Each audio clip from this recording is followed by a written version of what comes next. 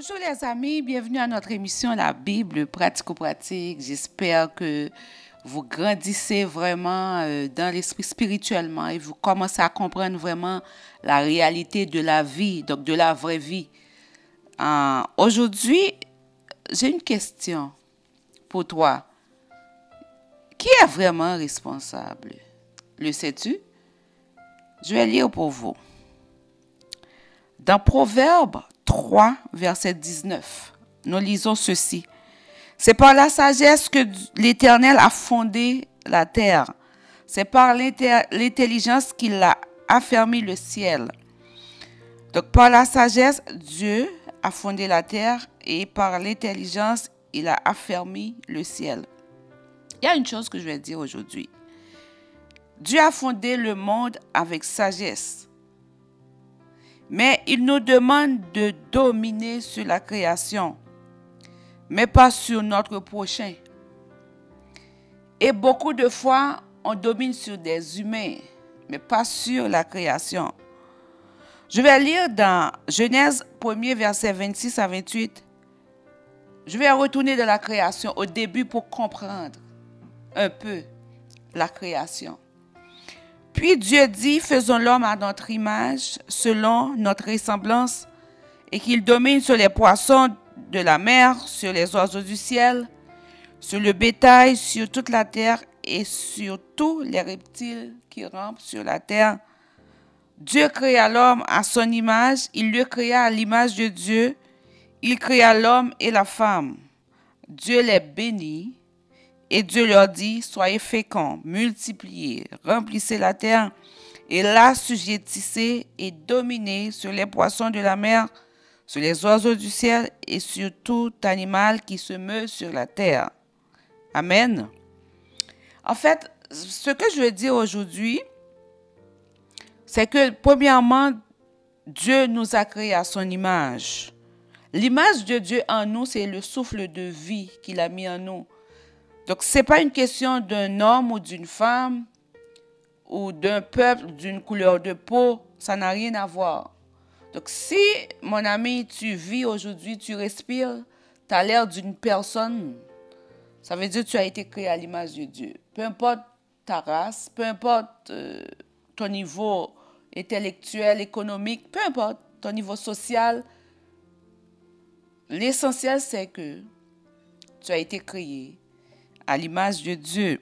Et quand on voit que dans le verset 26, il a dit, puis Dieu dit, faisons l'homme à notre image, selon notre ressemblance. Pourquoi il a mis faisons? Ça veut dire, on voit, c'est au pluriel.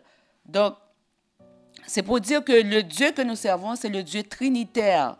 C'est le Dieu qui est Dieu le Père, l'Éternel, Dieu le Fils qui est Jésus-Christ, qui est notre Sauveur, qui est le Sauveur de l'humanité, et le Saint-Esprit qui est là avec nous pour nous convaincre du péché et de la mort.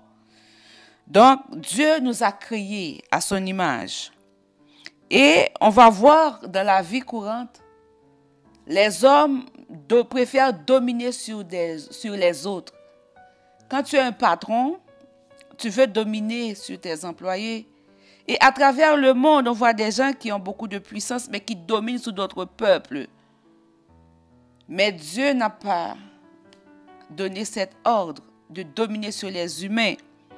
Et si on voit à un moment donné, il y avait tellement de mauvaises choses, Dieu va choisir d'abord un peuple, le peuple Israël. Il va choisir Moïse.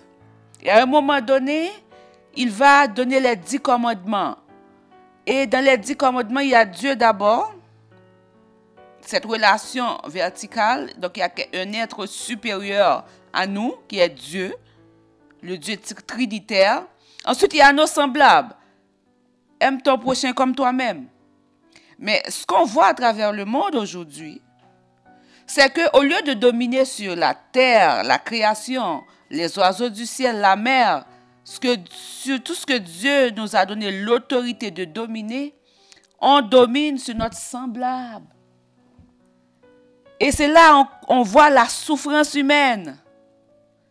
Il y a des peuples, il y a des gens qui ne peuvent pas manger, mais il y en a qui sont très riches, qui dominent sur ces petits. Dans ton travail, Tu veux tout contrôler parce que tu veux paraître. Tu veux être la personne qui connaît tout, qui peut tout. Mais tu es en train de t'écraser, mon ami. Ça s'appelle l'orgueil. C'est l'orgueil qui nous pousse là où on est. Parce que Dieu a créé le monde avec sagesse.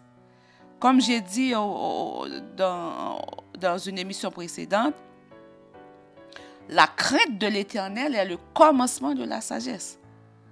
Mais vous vivez comme bon vous semble, et puis vous responsabilisez Dieu dans tout ce qui se passe aujourd'hui. S'il y a une chose que je veux dire à quelqu'un, de même que la vie sur cette terre, cette vie naturelle, est régie par des lois, mais il y a un monde spirituel aussi.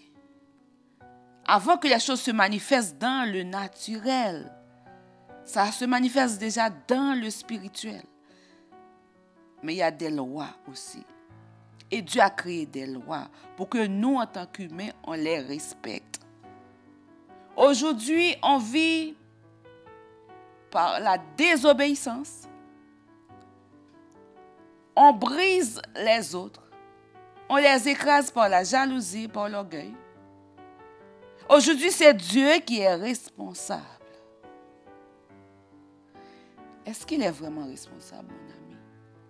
Reviens à ton niveau toi-même. Bon, il y a des grandes puissances dans le monde qui font ce qu'ils veulent. Il y a la guerre, il y a plein d'affaires.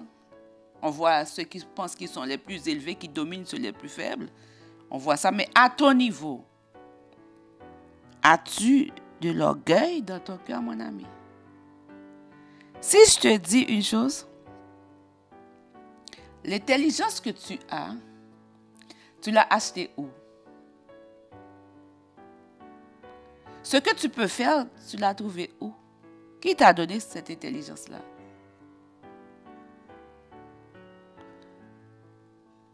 C'est Dieu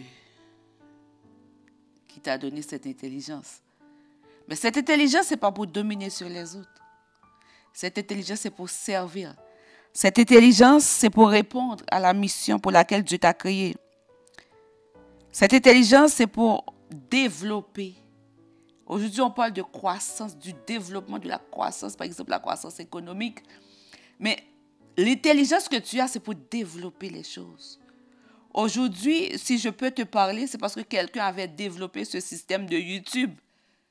Qui fait aujourd'hui, je peux te parler, il y a la caméra, il y a le micro, il y a l'électricité. Mais c'est cette intelligence que Dieu a donnée pour développer, pour assujettir le monde. Mais pas pour briser les gens, pas pour dominer sur ton semblable, mon ami.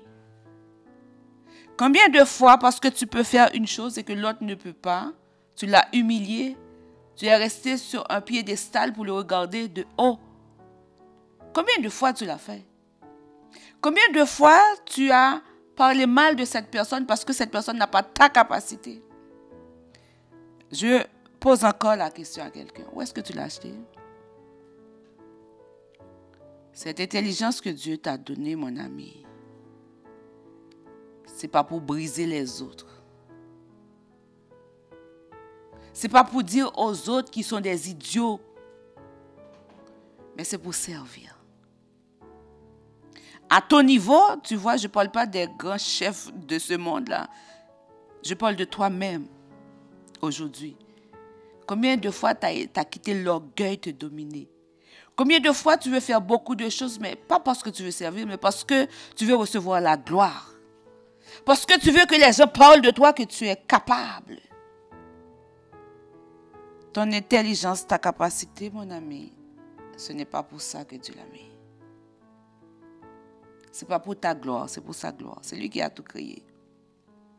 Combien de fois tu as fait mal à quelqu'un au lieu de l'aider parce que cette personne avait de la faiblesse. Cette personne n'avait pas ta connaissance alors que tu aurais pu avoir la patience pour lui montrer. Mais tu as préféré l'écraser. Ça, c'est l'orgueil, mon ami. Donc, tu es responsable. À ton niveau, tu es responsable. Parce que tu n'as pas aimé ton prochain comme toi-même. Tu as préféré le briser. Ça, c'est l'orgueil. Est-ce que Dieu est vraiment responsable? C'est pour cela qu'il y aura un jugement. Dieu est juste. Il y aura un jugement. Pensez que vous avez un employeur, il vous confie des tâches et vous ne les exécutez pas. Il peut prendre les décisions qu'il veut.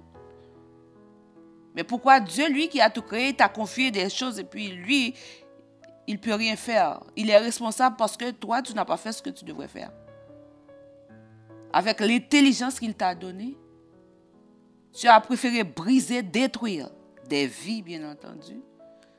Mais même la nature, quand on envoie des bombes, on détruit, non? C'est Dieu qui a fait ça. Dieu t'a donné de l'intelligence. Qu'as-tu fait avec? Est-ce que tu as été un serviteur, une servante, quelqu'un qui sert, ou bien tu voulais dompter les gens et les faire du mal? Aujourd'hui, le message pour toi, mon ami qui écoute, est-ce que tu es responsable? Est-ce que c'est l'autre ou bien est-ce que c'est Dieu? Si tu avais l'habitude de rendre Dieu responsable de tout ce qui se passe dans ce monde, je vais te dire, mon ami, il y aura un jugement. C'est le moment de se rendre compte que tu as laissé l'orgueil te dominer. Et avec l'orgueil, tu as fait beaucoup de mal. Et que tu as besoin de te revêtir maintenant de l'humilité. Tu as besoin de demander pardon à Dieu. Il y a un écrivain français du XVIIIe siècle qui avait fait cette déclaration. Il s'appelle Voltaire. Je ne suis pas en train de faire l'éloge de quelqu'un, mais cette parole, je trouvais que c'est une parole puissante. Il a dit, on était au XVIIIe siècle, hein, on est rendu maintenant au XXIe, c'est ça? Donc, cette parole est encore actuelle aujourd'hui. Il a dit, ce qui fait et qui fera de ce monde une vallée de larmes, de souffrance, de pleurs, de calamités, c'est l'insatiable cupidité. Ça veut dire que les gens ne sont jamais satisfaits de l'argent. Et l'indomptable orgueil des hommes. Mon ami, ce n'est pas Dieu qui a rendu les choses là où elles sont rendues. Tu as une responsabilité quelque part. Peu importe au niveau que tu exerces quelque chose, au niveau que tu as l'autorité, ce qui est plus bas que toi, est-ce que tu le brises ou bien tu sers? Jésus a dit, le plus grand dans le royaume de Dieu, c'est celui qui sert. Mais tu as utilisé ta connaissance pour briser des gens, pour les humilier, pour rechercher la gloire. Ça s'appelle orgueil, mon ami. Es-tu orgueilleux? Ça, c'est à toi de répondre. Je t'invite à réfléchir.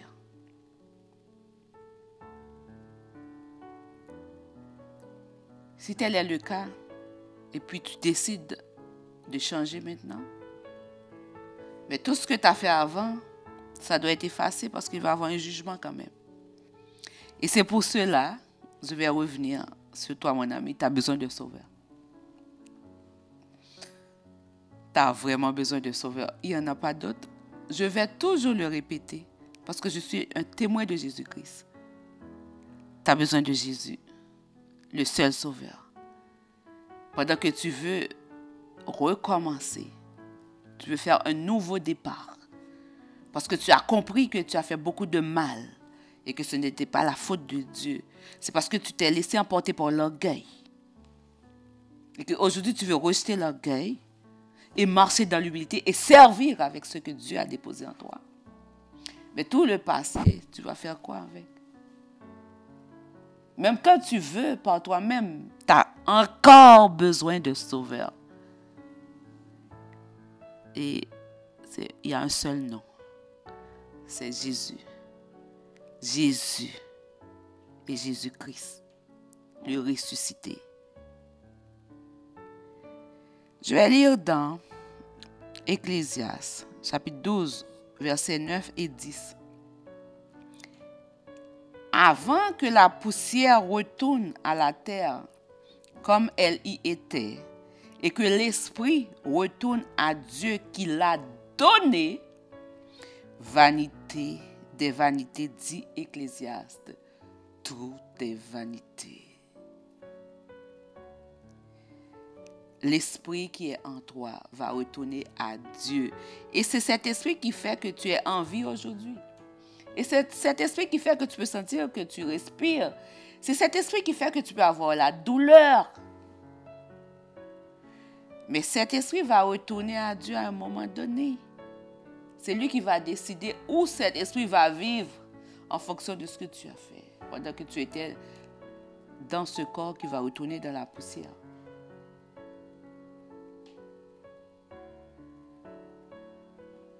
Mon ami, c'est le temps de te repentir aujourd'hui. C'est le temps de rejeter l'orgueil. Ne domine pas sur les personnes. Tu dois les aimer comme toi, tu t'aimes. Comment tu peux aimer ton prochain comme toi-même? Eh bien, ce que tu n'aimes pas pour toi, ne le fais pas à l'autre. Ce que tu n'aimes pas qu'on dise de toi, ne le dis pas de l'autre. Comment tu veux que les autres te traitent? Traite les autres comme ça. Et c'est comme ça, tu vas pouvoir aimer ton prochain comme toi-même. Mon ami, qui est responsable vraiment? As-tu une part de responsabilité là-dedans? Pendant que je parle, moi aussi, ça me pousse à réfléchir et à m'améliorer à chaque jour. Mais toi, qu'est-ce que tu fais maintenant? Est-ce que tu vas continuer à dominer à cause de l'orgueil sur des humains que tu devrais aimer comme toi-même? Ou bien tu vas dominer sur les choses?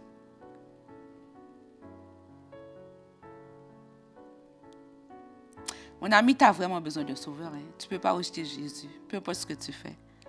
C'est lui qui va effacer ton passé et qui va t'aider à marcher dans cette nouvelle décision quand tu vas rejeter l'orgueil, parce qu'il y a aussi les esprits malins qui sont là pour t'oppresser. Mais tu as besoin de son Saint-Esprit pour pouvoir résister. Peu importe ce que tu fais, mon ami, Jésus est la pierre angulaire sur laquelle tu dois fonder ta vie maintenant, pendant que tu décides de rejeter l'orgueil qui a fait tant de mal à toi-même et aux autres, qui a fait tant de mal à l'humanité. Ce n'est pas Dieu. Sa parole dit, il résiste aux orgueilleux, mais il fait grâce aux humbles. La connaissance que tu as aujourd'hui,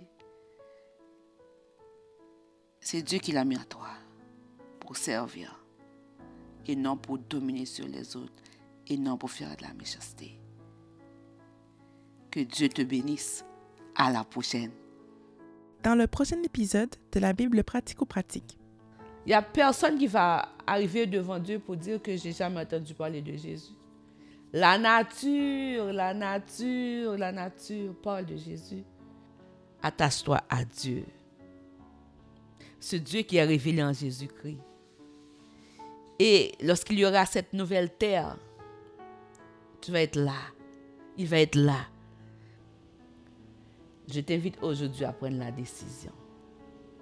Comme je dis, ne laisse pas l'orgueil te posséder. Ne laisse pas l'orgueil te guider. Humilie-toi.